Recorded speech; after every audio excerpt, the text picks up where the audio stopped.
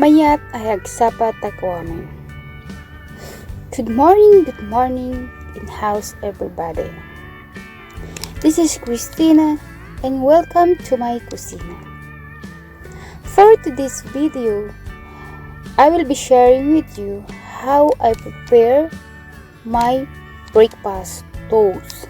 Diba? Sarap nito. Super healthy. Let's start! Happy tummy!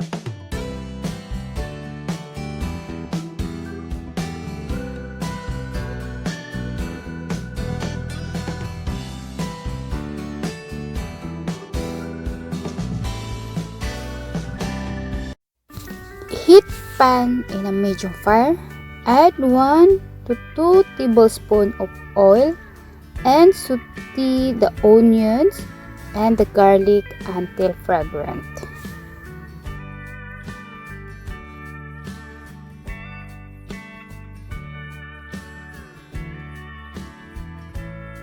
The pork that we are going to use is our leftover steamed pork for our dinner. I just shred it over. Then this is our fillings for our toast.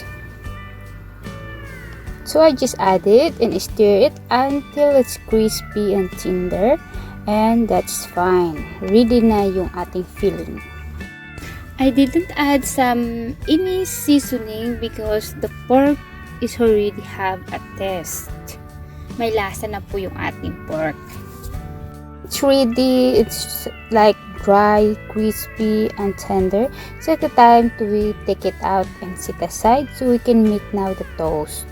So just put some oil in a pan, and this is our mixture for the eggs. So you just want it to fry, and this is the mixture of 2 eggs, salt and pepper, and a handful of chopped kale.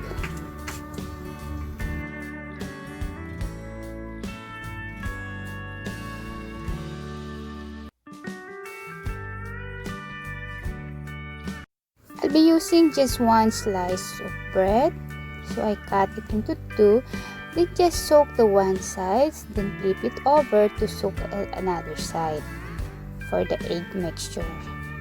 Then I cover it to easily cook the egg before I flip it over.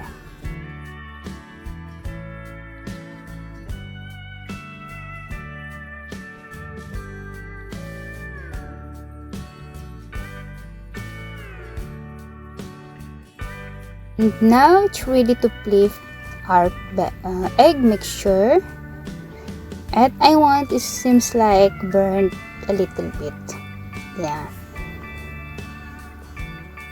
And now we will put our fillings, the pork that we just cooked.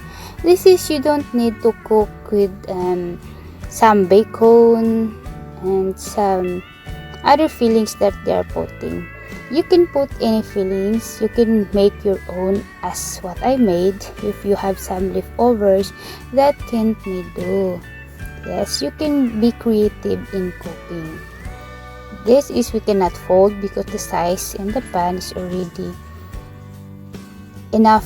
So we just flip it to cover, to close our toast.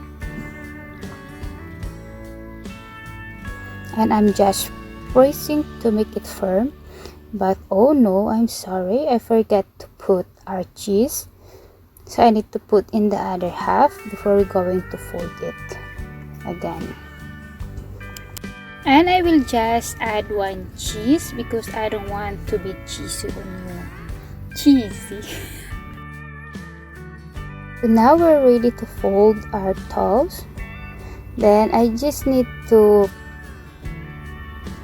flip it over to melt the cheese in the other side.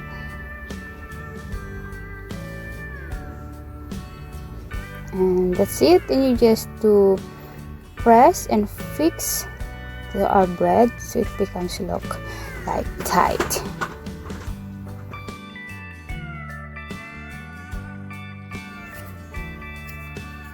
And now this is our leftover pulled pork toast is done.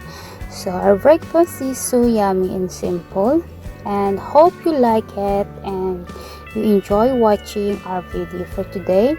And don't forget that a good recipe is useless if without heart in cooking. In cooking, you can create your own recipe. You can make your own ingredients and procedure on how to cook or to prepare a food. So, thank you for watching and hope you see you in the next video. And please don't forget to like, comment and share and subscribe to our channel. And please on your notification bell for you to notified for our new uploads. God bless and see you in the next video. Take care everyone. Love you guys. Breakfast is important, so please don't forget to eat for breakfast before anything else.